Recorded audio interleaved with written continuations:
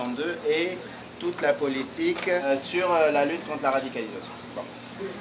Donc, il y a deux projets de loi. On va commencer par cela parce qu'en fait, c'est les plus faciles. Le terme est devenu utilisé.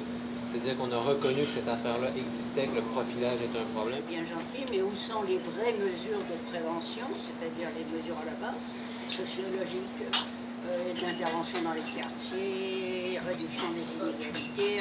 Vous savez, quand on dépose un projet de loi, il y a une armée d'avocats qui travaillent pour les ministères et bien sûr, on les consulte pour se pencher sur la constitutionnalité d'un projet de loi, sur la validité du projet de loi.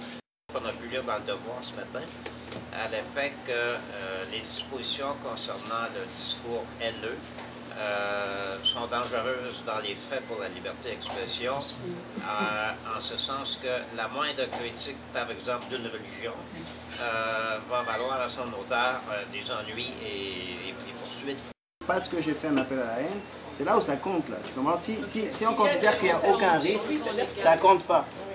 J'ai participé à la même chose, vous avez dit mondial, c'est vrai, je participe au même travail au niveau du Maroc, c'est la même chose, c'est le même problème, c'est le même fléau.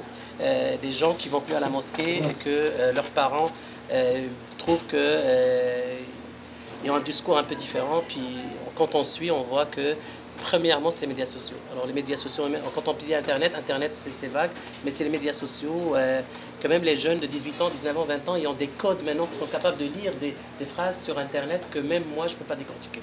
Alors, mais je pense que si aujourd'hui nous devons tous se lever en tant que Québécois, c'est par rapport à l'application et le respect de nos droits.